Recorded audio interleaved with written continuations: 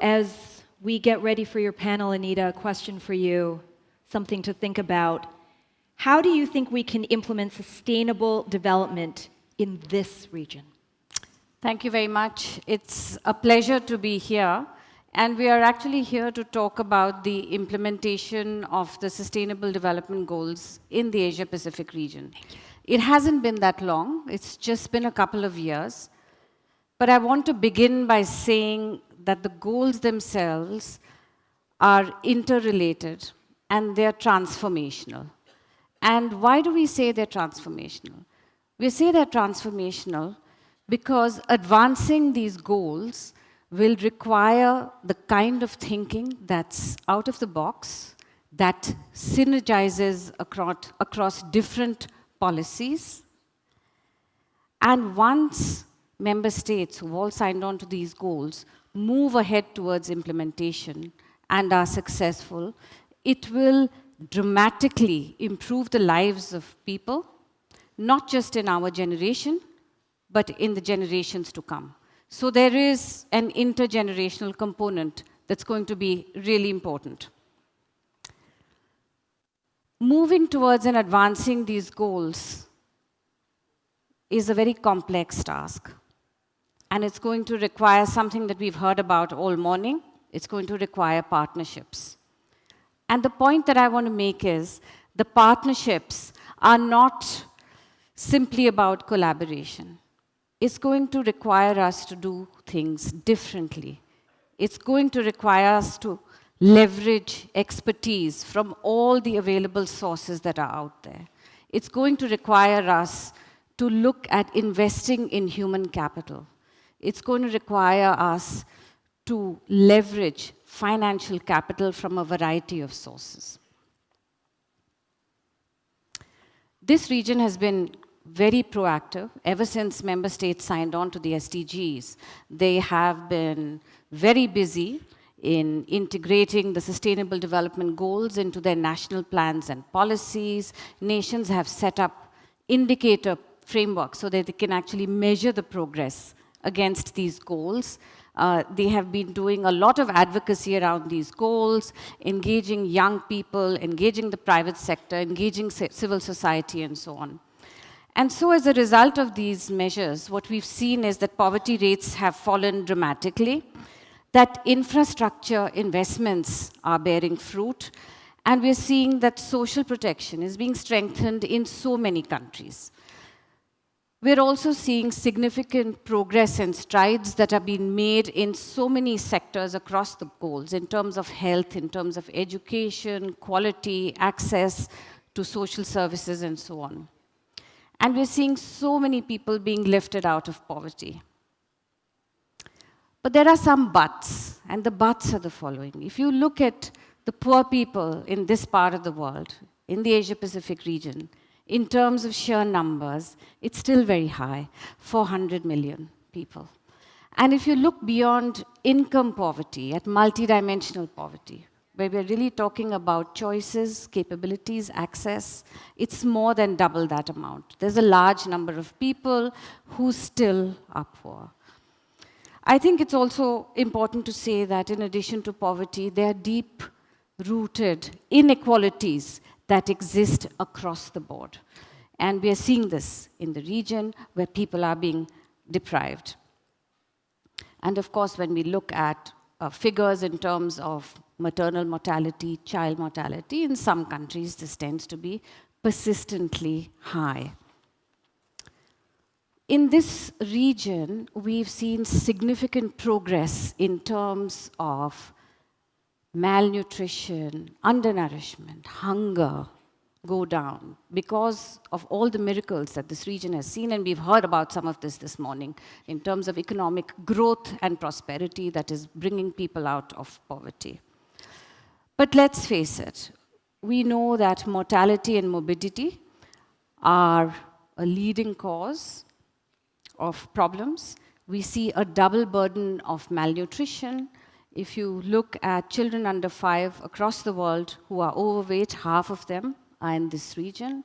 And in this region, if we take aggregate numbers, 27% of children under 5 are stunted. These are figures that we need to worry about. We've heard this morning about diets undergoing rapid transformations, and we've also heard about food wastes. So what are some of the lessons that are actually emerging from the experience within the Asia-Pacific region? One important lesson, and it's been raised today, and I think it's important that I reiterate that, is very importantly, no one institution or sector can do it alone. To address issues related to malnutrition, to food insecurities, and to hunger, we need a multi-sectoral approach. In addition to investments that are specific to the nutrition sector, there is also a need, countries are learning, to accelerate interventions in those sectors that go beyond purely nutrition. And now we're talking across the SDG goals. Those issues related to the impacts of climate change, sustainable production and consumption, improving the lives of women, where there is an inextricable link to nutrition-related issues, and so on. We're also finding that breastfeeding is considered to be one of the smartest investments that countries, communities, and families can make by being able to target so many goals at one time. And so the focus is really on prevention and the steps that need to be taken to actually, early on, in the first 1,000 days of a child, to actually address these kinds of issues. Through advocacy and programs and a lot of evidence-based research, the UN is working with countries, certainly in this region, but across the globe, on helping accelerate their progress towards these sustainable development goals.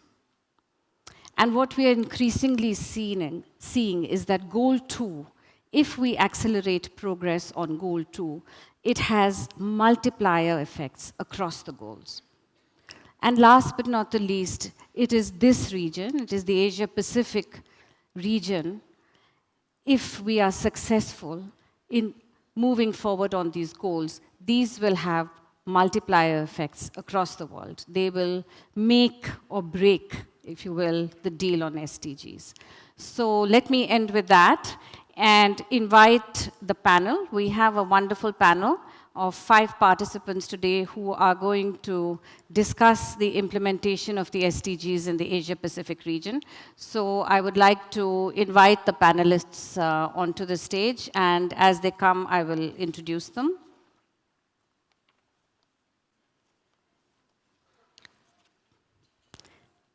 I would like to introduce His Excellency, Minister of National Development Planning, Bappenas, the Republic of Indonesia.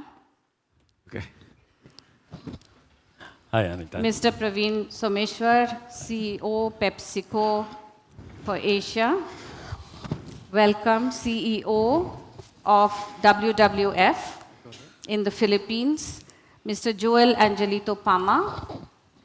Professor Tikki Pangestu, who is the Dean of the Professor of the Lee Kuan Yew School of Public Policy in the University of Singapore. I should also mention 13 years with WHO working on issues related to global health. And last but not the least, Dr. Julie Delforce, the Senior Sector Specialist with the Agricultural Development and Food Security Department at DFAT in Australia.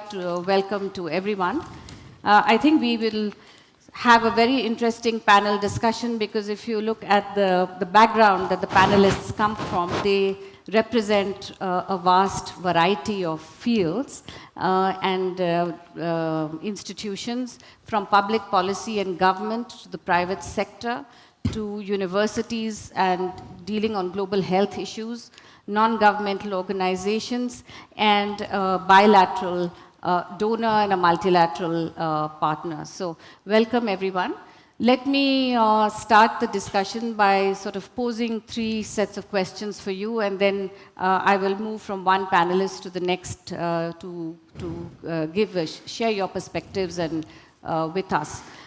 There are sort of 3 issues that I'd like to raise at this point.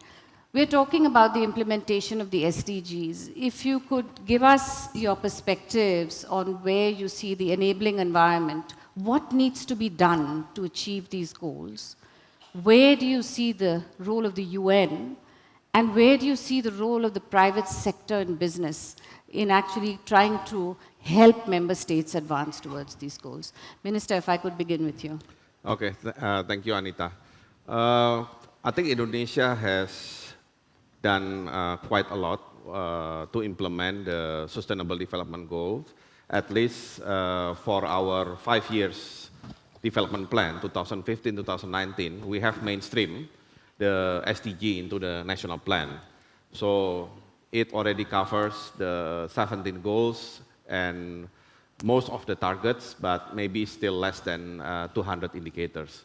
And of course, we will continue to do so in the next 5 years plan, 2020-2024.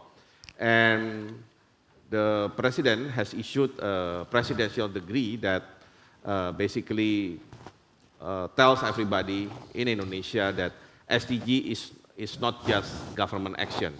As you know, SDG is supposed to have the idea that no one left behind. So to achieve that ambitious goal, of course, presidential decree clearly stated that the implementation of SDG in Indonesia will be done not only by the government, but we will, of course, involve to get the involvement of the local government, the parliament, media, civil society, the academia expert, as well as business sector and philanthropists.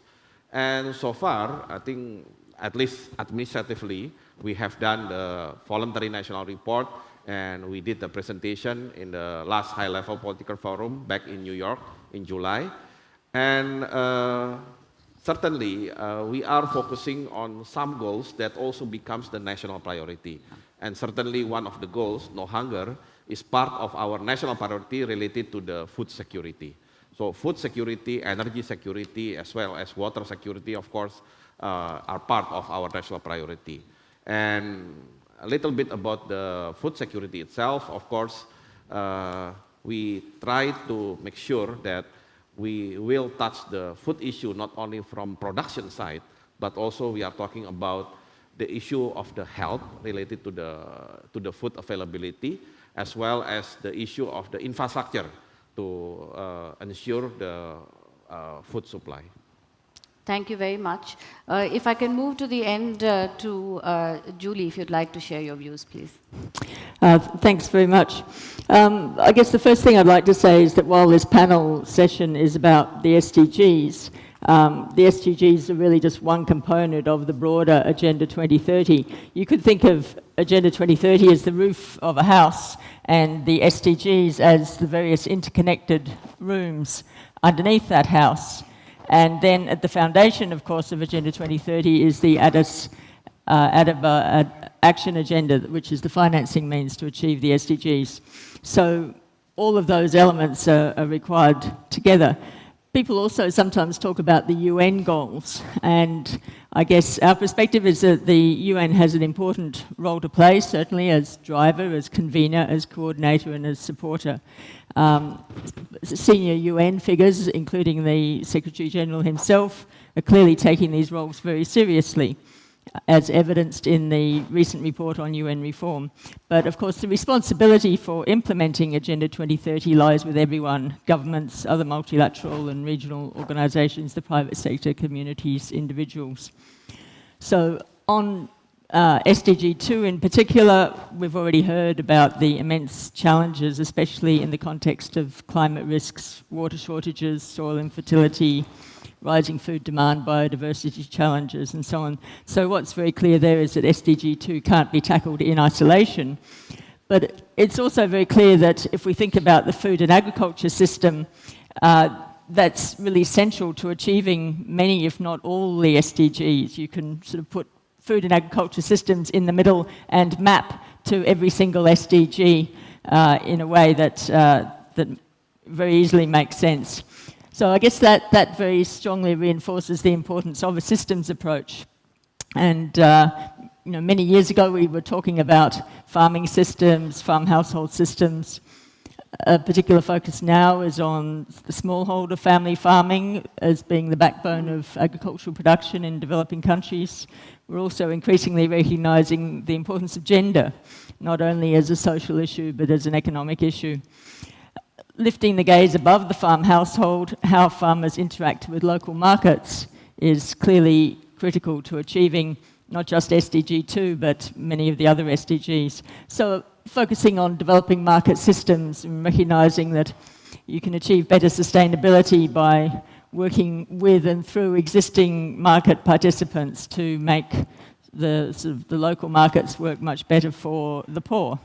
And then you could lift the gaze even higher and see that another critical element is the international trading system, which of course is critical for moving food from where it's grown to where it's consumed. And the intersection between trade and development interests is especially close in agriculture, with agriculture being the most distorted sector of world trade. Massive global agricultural subsidies, for example. So reforming trade rules in agriculture would give a big boost to global income and certainly help implementation of SDGs, and a lot of the benefits of doing so would flow to developing countries. We can say a lot more, I guess, about the roles of government and private sector, but given other members on the panel, perhaps I'll leave it at that for now. Thanks. Thanks so much, Julie. I think we can move on to Joel to share your perspectives. You're also wearing the sort of NGO hat in addition to the interest that you have on sustainable production and consumption patterns. So over to you. Thank you, Anita, and thanks for inviting us here. Well, definitely I'm here with an environment hat. And as mentioned by Jason Clay this morning, we're basically consuming more than what we can produce. And coming from the MDG, and you probably know that we didn't hit much of that. And the basic question lies there is that why didn't we hit MDG and now SDG? We are very happy about the SDGs because the fundamental parameter that would solve MDG is basically making sure the natural capital, the environment, is taken care of. No water, no food, no forest, no good soil, no food. As we speak right now, we all know that we only have one planet. But right now we're consuming 1.7 planets. So this is all about living within our means. If I'm with like PepsiCo, we're running on a deficit. If you try to look at it in an economic point of view. But from a biological, natural resources point of view, we're on a deficit. We're running 0.7 more planets than we have. So how are we doing this? That's why our water resources are going down, it's getting scarcer. And sometimes the issue here is that it's sort of runs contrary to food production. Because as mentioned, 70% of the cost of natural resources, the generation is by food production. And at the same time, we waste 30% of the food that we produce. So this is, again, emphasizing we should manage our resources. When it comes to SDGs, I mentioned, the SDGs, really a step forward because it really sort of pins down the essence of ensuring that all sectors, governments, the private sector, because it doesn't make economic sense if it's not economically feasible if you don't have raw materials, to do something about it. And for me, of the 17 SDG goals or targets, it all boils down to two.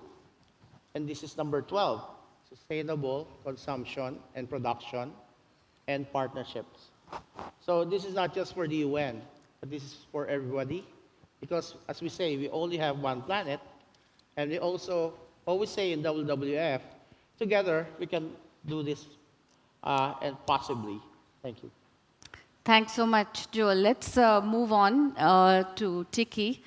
Please do share with us your views on these sets of issues, but you're then wearing a university hat as well as the global health hat. So the floor is yours.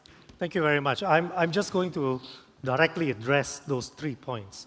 First, and then what is the enabling environment for these multi-stakeholder partnerships to work in implementation of SDGs? My view is whether it's government, industry, or civil society, there has to be an alignment of self-driven incentives.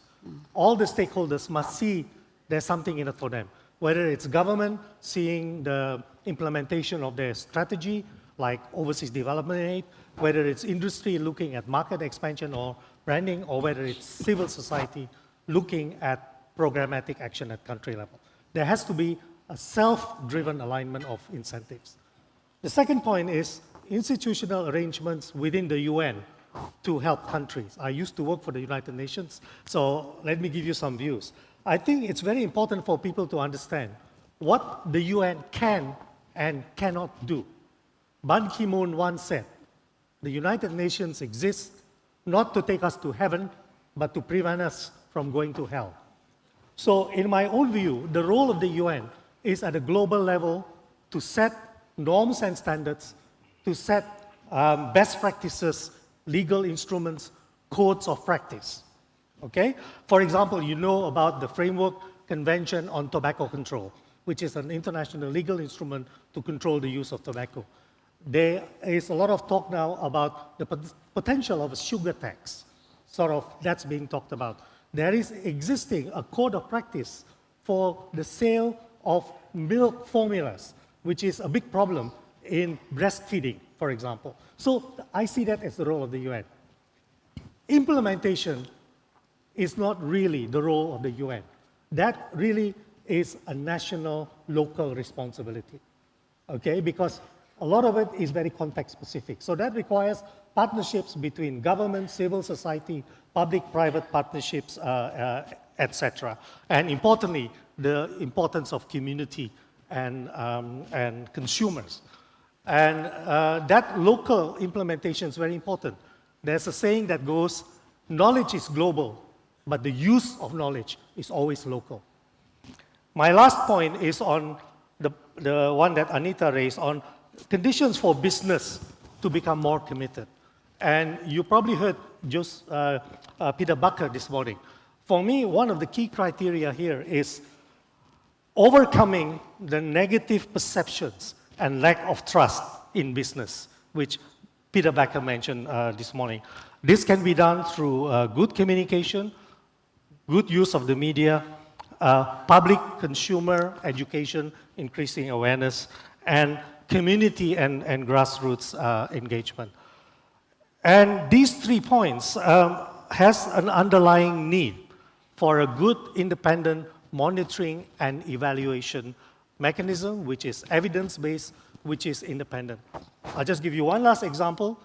In the health field, there's something called an access to medicines index. And what it does is it tracks all the pharmaceutical companies to see how good are they in making sure medicines are affordable to developing countries. Could we see something like that? Access to healthy food index. So I'll leave it at that, just addressing those 3 points. Thanks so much, Tikki. Last but not the least in this round, and then after that I'm hoping we can have more of a conversation around a set of issues. Please go ahead, Praveen, and tell us your views on engagement of the private sector around the sets of questions. Thanks, Anita. Thanks first for inviting us to this forum. Look, I'm very proud of working with PepsiCo, and 2 specific reasons amongst many reasons. One is bringing smiles on people's faces every time they have a food and beverage product. It's something we are very proud of. The second is the type of work we do around sustainability and around community across the world in different places. You know, I was talking to the panel before we got off here, and when they hear Pepsi-Cola, what do they remember? They remember Pepsi-Cola. Some of them do remember Lay's potato chips, but that's where I think they dry down after that. We are a large corporation. We have, I think, we run businesses in 200 countries, but equally, we have 22 iconic global brands, which deliver more than $1 billion of retail sales value every year. Okay, 22 iconic brands. Amongst them certainly is PepsiCo and Lay's, which we are very, very proud of. Equally, there are some very healthy offerings. People don't really realize that. There's Quaker Oats, oats which is very healthy. There's Gatorade, which is very positive for the sportsmen who consume it. There's Tropicana, which is about juices. There's Naked, there's Sunbites. I can go on. And these are all billion-dollar brands available across the world. Now, these brands help us obviously deliver great business results. And the sustainability of these business results, and you heard my esteemed panelists talk about it, the sustainability of these business results certainly require us to commit sustainability of the world around us. And that is absolutely important. And therefore, what guides us around this is performance with purpose. Indra, our chairman and CEO, when she took over roughly 12 years back, spoke and first launched Performance with Purpose. And recently, a year back, we recommitted to that with goals through to 2025. They're broadly in alignment with the UN Sustainable Development Goals, the 17 goals as we set out. There are 3 specific areas we look at it. We look at it in terms of products, the products we offer to our consumers. The planet we live around, and how do we make it more sustainable? And people, how do we empower the people across the world? And these are 3 broad areas Performance with Purpose talks about. Now, let me talk about each of this for a few seconds on products. As I said, there are 2 broad areas we work within products. One is to products which offer more positive nutrition to our consumers. And that's where Quaker, Tropicana, Gatorade, all of these products come into play. And really, that's the role of these products as we play in. Now, oats, I'm just going to talk through an example. Quaker Oats and oats, as an example, is not a diet which is very familiar around Asia. If you go around Asia, oats is hardly consumed. We've invested a huge amount of resources to build this whole thing about having oats. It's not easy because, hey, it's not tasty. And consumers don't like anything which is not taste-forward, right? And therefore, the big challenge is to get consumers to have oats. And therefore, we look at how do we build taste into it, and how do we make it more familiar and healthier. And that's the work we've done, and you'll see products which we have launched across the region, which are nutrition-forward as well as taste ahead. And that's really the important part, and that's what builds the portfolio. Equally, how do we make our products more healthier? Reduce sugar in our beverages, reduce salt and sat fat in our snacks business, and that's something we are very, very focused on. That's on product. On planet, focused on many areas, and I think that the 2 biggest areas we really are focusing our energies on: water, and reducing water consumption by us, and reusing and re-energizing the world with the right water. And that's something which we have invested a lot of resources on. The second certainly is about sustainable sourcing. And therefore, in terms of palm, in terms of direct agro raw material and indirect agro raw material, how do we ensure that we are sourcing it sustainably? The third is people. How do you empower the people we work around and work with? 2 large areas, I would say, we focus on, amongst many areas. One is gender parity in our management structure by 2025, and gender pay equity, which is truly a challenge, and therefore those are the 2 big areas, other than investing, making sure that 12.5 million women around the world are really equipped to a better living through education, through workplace help, and all of that, so that they really form a better living.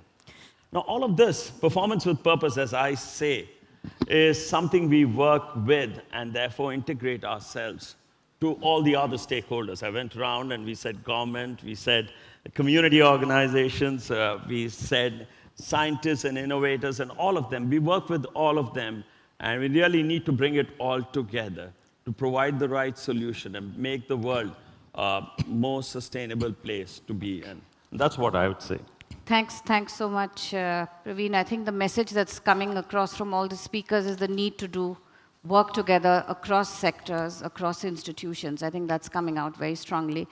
I want to now just have a conversation with all of you around a set of issues which I think are very important, especially if we're looking at goal 2, ending hunger, ending malnutrition. And I just want to pose a couple of questions in that regard. And one has to do with this double burden that we see of on malnutrition, stunting on the one side, and sometimes overweight, obesity on the other side. And I want to ask you, and please do feel free to respond, on what are some of the policy measures that you feel are important? What are some of the underlying causes, and what are some of the policy measures that are going to address this? Because there are several countries in the Asia-Pacific region that are dealing with these issues. So perhaps, Minister, if I could request you. Yeah, you are correct that we have double burden, at least for Indonesia, on the latest data showing that 26% of children under 2 years old suffer of the stunting, and we have around, I think, 20% of the obesity. And I think for stunting, we have done kind of national effort to really reduce stunting drastically. And we learned from Peru that has been quite successful in reducing stunting significantly. And one thing that we are going to prioritize in reducing the stunting is, of course, the additional nutrition. And we understand the lack of nutrition, not only for the children, but also for the mothers. But aside from the nutrition, one aspect of reducing stunting that sometimes neglected in developing countries like Indonesia is the basic infrastructure related to the clean water and sanitation. You know, we have, 260 million population. They are all across the archipelagic country. We have around 16,000 islands. So to provide appropriate infrastructure of to ensure clean water and sanitation is a challenge by itself. And so far, we are still far away from our ideal. We have the ideal target that by 2019, we will have 100% of access to sanitation as well as 100% of the clean water. We are still, quite away from the target.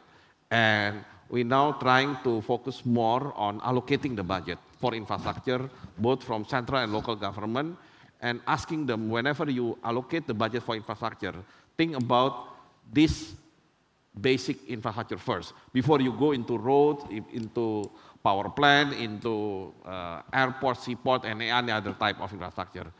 Go to the basic, because every household in Indonesia will suffer if they don't have proper access of sanitation and water.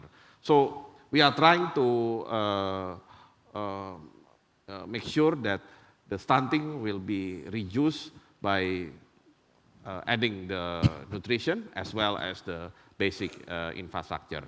I think for obesity, maybe unfortunately I'm one of the victims, But of course, we are trying to now with my colleague, Minister of Health, we are trying to promote so-called the healthy lifestyle. Rather than talking about getting more medicine or getting more doctors or hospital services, we are trying to introduce the healthy lifestyle from the beginning by doing the basic things like more walking, sport, and everything. And of course, it will take time, but we are now committed, rather than adding too much budget for the health sector just to cure the problem, we prefer to prevent the health problem by introducing this healthy lifestyle. And the campaign already started, and we hope this campaign will be broadened. And of course, from fiscal point of view, because I was finance minister, I once had the idea. Unfortunately, it will touch his sector, because at that time we are trying to charge the excise tax for, what is it, carbonated sugar, sweet carbonated drink, something like that. And unfortunately, the complaint comes from not only the Pepsi, of course, the bigger group. And at that time, unfortunately, Bu Menkes, we didn't get enough support from your ministry in terms of the health study about the effect of the sugar carbonated drink. So at the end, we have to scrap the idea. But I think there has to be also another policy to support this healthy lifestyle campaign. Thank you. Thank you, Minister. I think one of the issues that you've raised or you've touched on is on the fiscal policies and being able to generate revenue to be able to support these goals. And one of the questions that I'd like panelists to reflect on a little bit is about financing these goals, financing goal 2. Because I think it's very clear, if we look globally across the SDGs, there is a clear realization that no one institution, and certainly not the public sector by itself, is going to be able to finance this. So one has to look at sort of innovative ways of blending capital and finding different ways of financing these goals.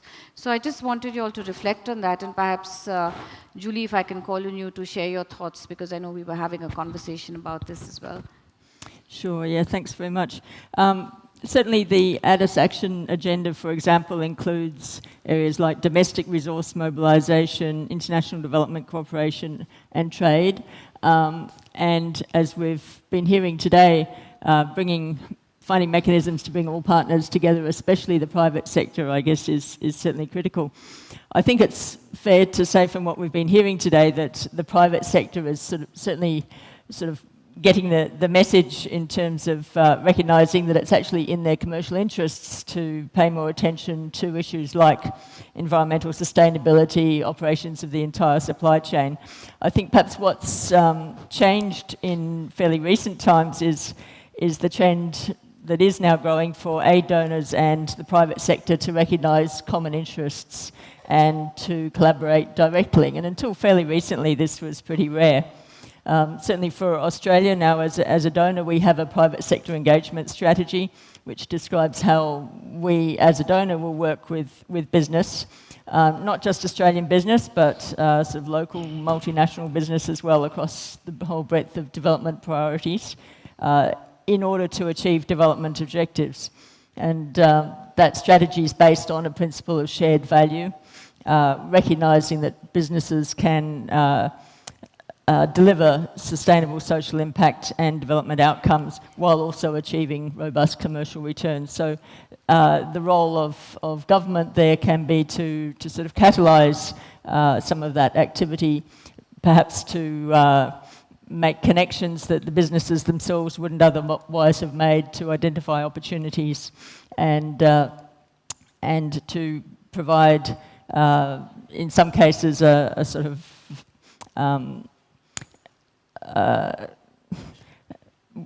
ability to promote the sort of work that's being done for development purposes.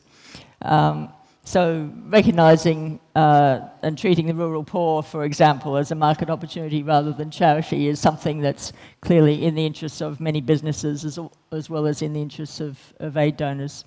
So small amounts of money from an aid donor can actually generate quite large activity in a financial sense. So that's one example, and there are plenty of others. I guess one particular example is for the Grow Asia forum, which does bring together participants from business and NGOs and governments and a range of other players, with a very small amount of funding from ourselves as a donor and from Canada to sort of catalyse some of that activity.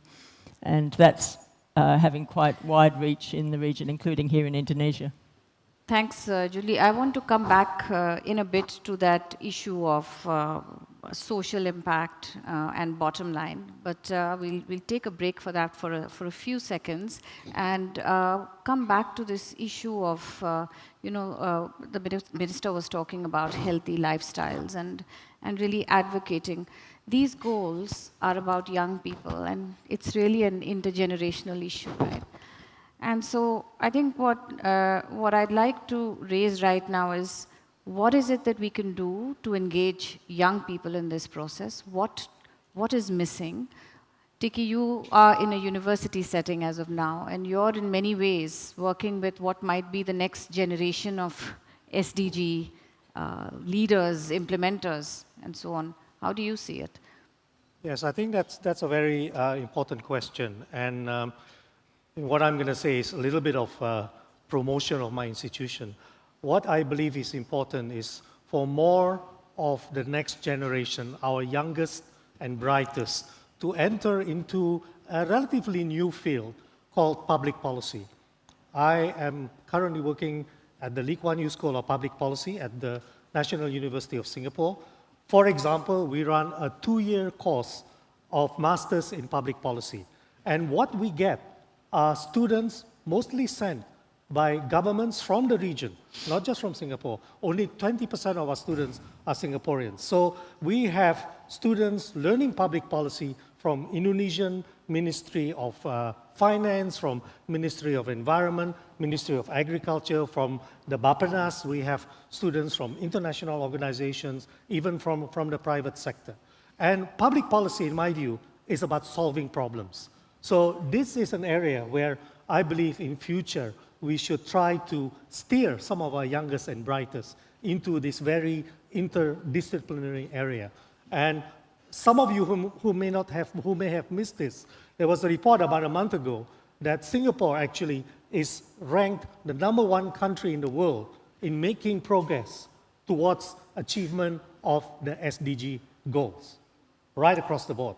So within the Asia-Pacific region, you have that center of excellence in this new field of public policy. So I would like to see more and more of our youngest getting into that very multidisciplinary kind of field. Since I have the floor, I'd just like to add 2 more points to what the minister said to the earlier question about this double burden. He very rightly identified nutrition and infrastructure, including water and sanitation. I would like to add from a global health perspective, the importance of policies to promote breastfeeding, because that's still really under the coverage of full breastfeeding in the whole ASEAN region is still very low, partly due to maybe lack of policies around milk formulas, because that's a convenient substitute for breastfeeding. So that's one. The second one is increased immunization coverage, because by doing that, you prevent a lot of the childhood illnesses that can cause problems in the future. And once again, immunization coverage in many of the countries in the region is still less than optimal. Thank you. So many of the things you're pointing to gives me a sense the solutions are there. We understand what the barriers are, and we somehow know what the solutions are. Praveen, I want to come to you because we've been talking about the role of the private sector, and there's always trade-offs. And it's a matter of being able to balance bottom line with social impact. So it would be useful to hear from you how you deal with it in terms of your company. Look, as I said at the outset, we're guided with performance with purpose within the organization. That's the framework we use as we deliver great results year on year while making the world a lot more sustainable.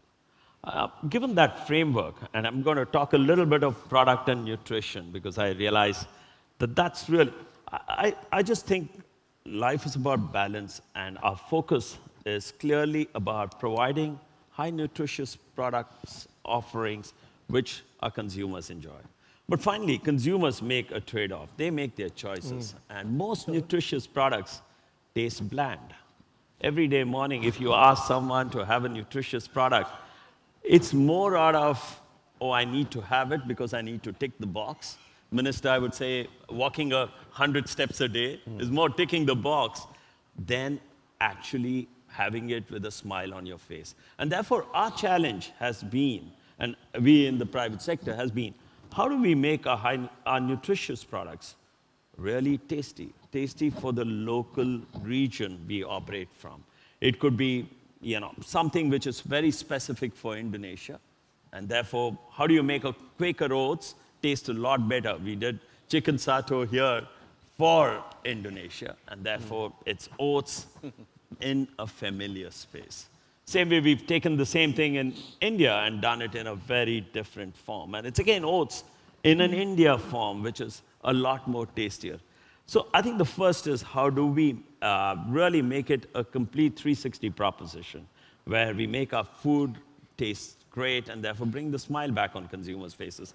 And they are wanting to have nutrition. That's number one. Number two, I just say that our license to operate comes from serving the community where we operate. And that's the way we looked at it in Performance with Purpose. Everything we do is built around the businesses we create in those countries. If we take a manufacturing location, and if we were to manufacture our product in a location, we look at consistently how do we really reduce water consumption there? How do we invest in helping women get a better livelihood around that location? How do we ensure that children around the place have the right nutrition? And so you're constantly working around your manufacturing locations to make sure that you are doing the right thing by the community and therefore making it a lot more sustainable within the precedence of Performance with Purpose. That's how I would say. And that's the balance we maintain as we deliver great business results while looking at sustainability. Thanks so much, Praveen. I'd like to go to Joel, because you've been talking about sustainable consumption and production. And I think part of the sustainable development consumption issue is being able to convince our millennial generations about how to do that. Can you share your perspectives? Well, I think it's good now because with social media, with its good intents, or actually there's a bandwagon, information is coming in, and we see a lot of young people really trying to decipher where their food is coming from and how sustainable it is, and we've experienced this because we work as WWF as a network, and our offices in Europe are trying to source for sustainable tuna. So we're working with retailers in Europe while they are supporting our sustainability fisheries effort on handline tuna. Of course, we work with the Department of Agriculture, our undersecretary is here. And although we're going towards sustainability, towards certification, the process itself is being funded by the retailers because there's a demand for it.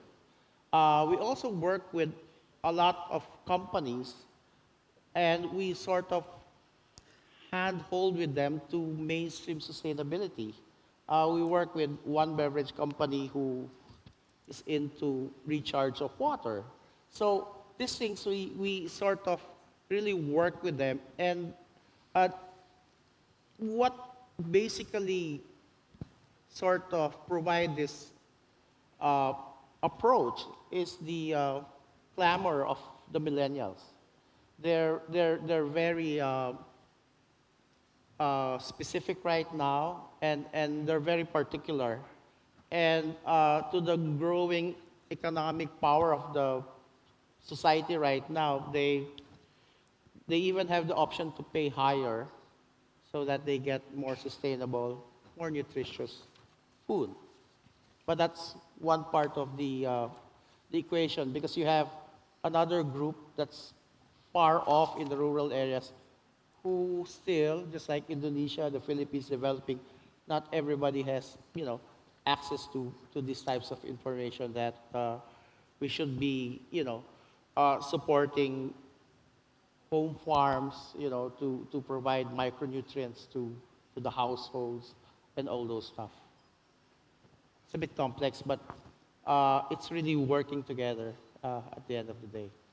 Thanks. I think that's very well put and a very well-rounded argument on sustainable consumption and production.